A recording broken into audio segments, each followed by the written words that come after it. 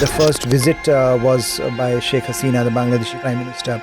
Again, she came for the swearing in, and then very days after she was back here, India managed to move forward on the Teesta issue, saying that they would be looking at the conservation and management. The technical team would be going to Bangladesh. How does it impact the way the world views India and the world views Modi? Do you think there would be a change? Neighborhood will continue to be a very, very important part of India's foreign policy.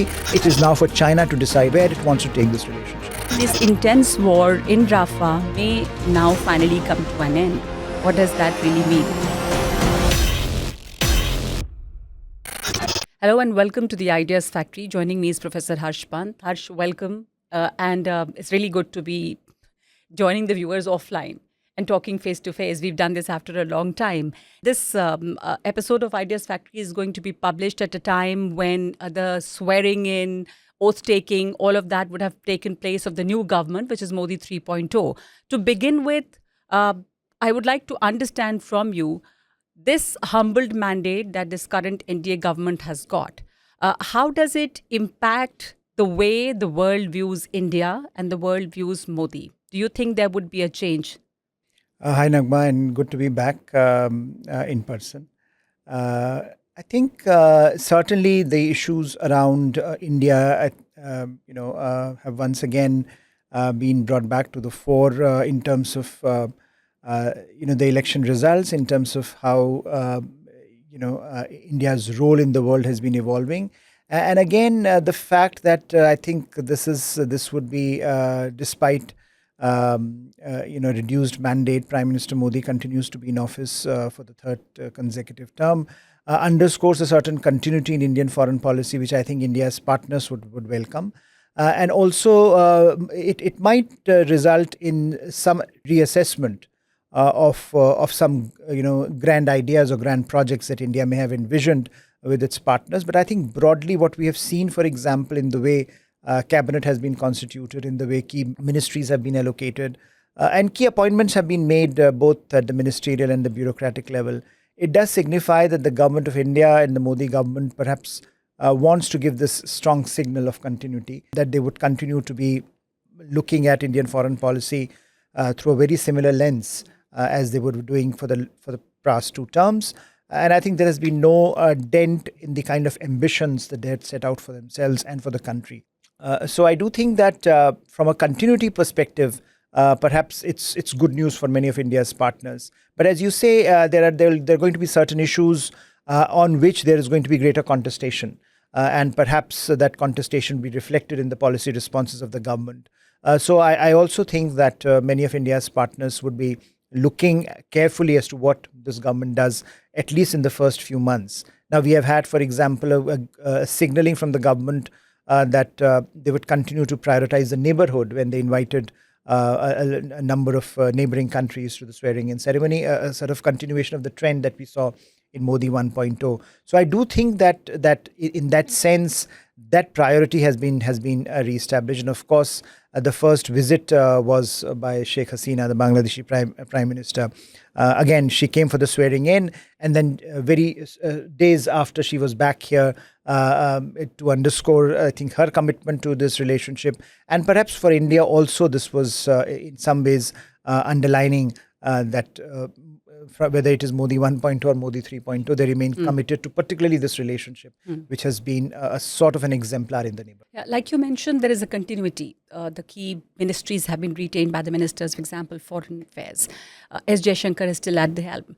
But the concern that some people have, or there is a genuine concern that now the opposition also exists. It's not like the last decade when there was no opposition or no discussion or debate, and they are there in a strong number. So even though the continuity is there, do you think there are issues on which, because of the strong opposition in terms of foreign policy, there will not be a unanimity, and that's in a way not good for the decisions that you take regarding the foreign policy? I think in general, what we have seen, Naghma, in the past also, even when we have had the UPA governments in the past and coalition governments in the past. I think one of the things that we have seen was that the ability of the governing coalition to, at least in foreign policy, carry the country with them or to define the contours of the foreign policy in significant way. I think that the tensions which might arise would be on specific issue areas. So just in the context of Bangladesh, for example, the Teesta water and the agreement, where there has always been from 2011 when then Prime Minister Manmohan Singh had agreed to an agreement with Bangladesh. It was Mamata Banerjee then and West Bengal government that came out against it and largely scuttled that agreement. And that has continued to be this way. I mean, when Mr. Modi came to power, he also tried to move in the same direction as Dr. Manmohan Singh, but again, Mamata Banerjee came in the big in between. Now, as we have seen, for example, during Sheikh Hasina's visit, India managed to move forward on the Teesta issue, saying that they would be looking at the conservation and management. The technical team would be going to Bangladesh. So they have indicated that this is going to happen. And immediately we saw Mamata Banerjee's pushback on that. So I do think that, and as you mentioned, that given that her ability to mobilize the opposition is much larger now, I think that might result in face-offs between the centre and the state on this issue. But by and large, I would still say that given the centrality of the central government and given the centrality of the Prime Minister's office in shaping foreign policy decisions, I do not foresee any major attempt by the opposition to scuttle, because I think on most questions you do see the centre ground holding in foreign policy. So that's good news, and we would hope that this would happen. And also, the government expects that the opposition will play a very constructive role and not really scuttle issues. You mentioned that a lot of neighboring countries did come in during the swearing in, and the Prime Minister has said that the priority is our look east and neighborhood first. So it was great optics when we saw Maldivian president coming in, Muizzu, after all that diplomatic row that happened in Bangladesh and Nepal. But there do exist, fissures in the relationship. For example, Maldives and Nepal. Bangladesh, we've had a very good equation. But how do you think that this will play out, this neighborhood first policy in this? I think this is going to be a critical area for the government, partly because, of course, the concerns of the neighbors and government's own willingness to invest in the neighborhood.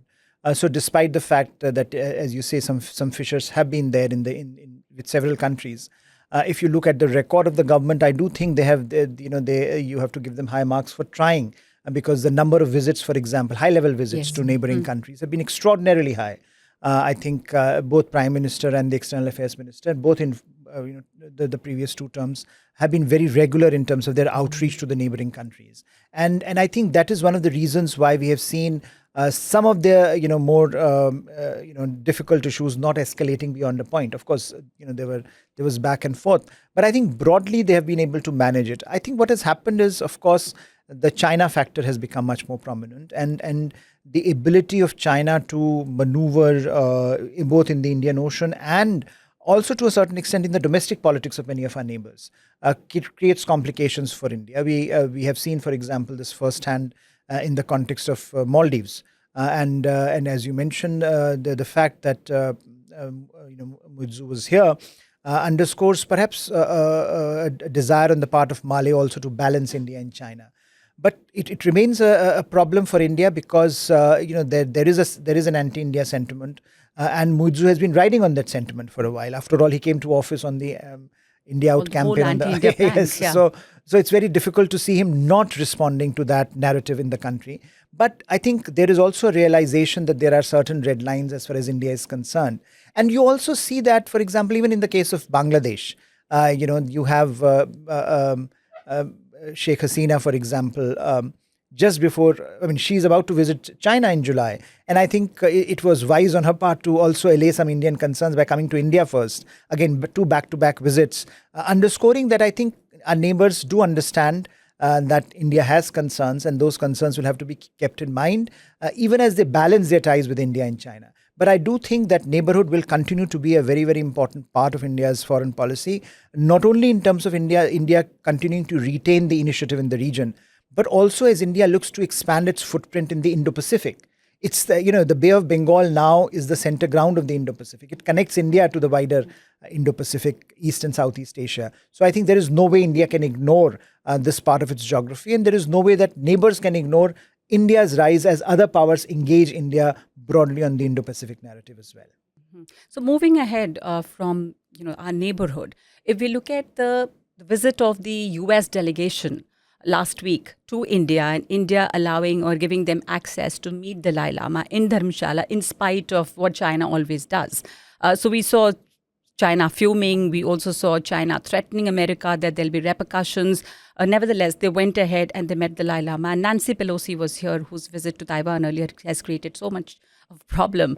So, as far as Tibet is concerned, it's great news that there is a Resolve Tibet Act that's also being talked about in the US.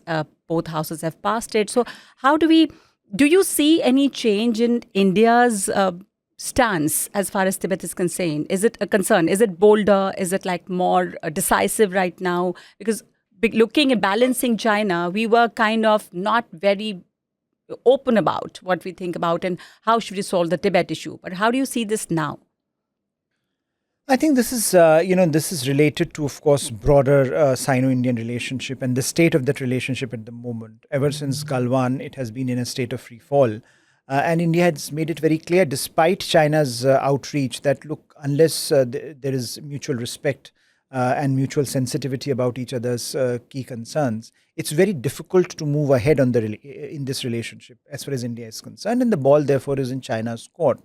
So what we see in the case of Tibet is, of course, India very calibratedly, in a very calibrated manner, signaling to China that there are issues, on which China is vulnerable, and there are those issues on which China also should be very careful as far as its engagement with India is concerned. That India can make life difficult if it wants, and I think on two issues, both of Taiwan and Tibet. If you were talking about these issues, say 7 or 8 years back, you would have thought that more or less the contours of India's Taiwan and Tibet policy were in place. That given that we follow one China policy, it was seen as unwise to open these issues once again, and India had carefully put them on the back burner. I think gradually post Galwan, we are witnessing a rethink on these issues. India has not officially changed its one China policy, but I think its engagement with Taiwan has expanded. And now with Tibet, as America looks at Tibet through a different lens, as there is domestic political pressure in America to look at Tibet through a different lens, I think India is also willing to play ball to a certain extent and signal to China that there are issues on the table which perhaps need to be relooked at. So I don't think there is going to be any transformational change, but I think just this visit and the optics of this visit, the fact that Prime Minister Modi met this delegation, I think is a signaling of its own kind that India wants to give to China, and this I think is a continuation of that broader policy on the border, where post Galwan, India has taken a very strong position that it is now for China to decide where it wants to take this relationship. So of course India has given a very clear signal to China, but how about America? How about US? Their relationship, US-China relationship, has always been seen ups and downs. And recently, again, China that which it always does, threatening America that there'll be repercussion if this happens. But America going ahead with the Resolve Tibet Act, it affects the America-China relationship yet again. It does. And I think, again, that the relationship is being reset at the moment. And we have seen since Mr. Trump's presidency that there has been a singular direction to this relationship, and Mr. Biden has followed on Mr. Trump's footsteps as far as China is concerned. If there is one area of convergence between the two, it's China, and I don't think even elections that I think most of the world is looking at very, very carefully. I don't think even elections and the outcome of those elections offer China any reprieve in this regard. I think both candidates have pursued a hardline China policy, and I don't think that's likely to change. Though we have seen that, I think, given the volatility in South China Sea and in China's periphery, some attempt by Washington to engage China. There have been very frequent engagements recently. Very frequent engagements at all levels. And I think, but the outcome, I think, from those engagements has been largely superficial. And that gives you a sense that despite all the optics and despite an attempt by the Biden administration to stabilize the relationship, the larger sort of the trajectory of this relationship continues to be very negative. And what was the reason you think behind this entire visit right now at that moment, the timing of it, this delegation and the taking up the Tibet cause right now on America's part? I think in some ways Tibet has always been a very popular cause insofar as the US Congress is concerned. So US Congress and delegation, and this was a bipartisan delegation that came. I think again it gives you a sense, and given that it was happening on the eve of American elections almost, this sense that America's China policy will continue to follow a certain trajectory. And the message to China was that, look, there are issues, again, as far as US is concerned, that China should not accept as buried, that I think these issues remain live and these issues can anytime come back to haunt the relationship. And the US, I think US Congress in particular is now putting pressure on the Biden administration, for example, in its own way by making this live. And I think that's a real interesting story, that even as the Biden administration is talking of stabilization, the body politic in the US does not really seem prepared for it. Now, lastly, let's look at the two wars, Harsh. And to begin with, let's look at what's happening in Israel, Gaza now, with Netanyahu coming out with a statement. Of course, we've seen there's a huge protest against the government in Israel. He's really unpopular, and that seems to increase. But saying that this intense war in Rafah may now finally come to an end, what does that really mean? Are we prepared now to see that the war is ending? Netanyahu has decided upon it, looking at the protest that's taking place in Israel against him? I think there are multiple things that Netanyahu is facing. One is domestic pressure. Of course, day after day there are protests, and those protests are escalating, and that he's immensely unpopular. And he does. I think he seems to realize the costs of the political costs of waging this war.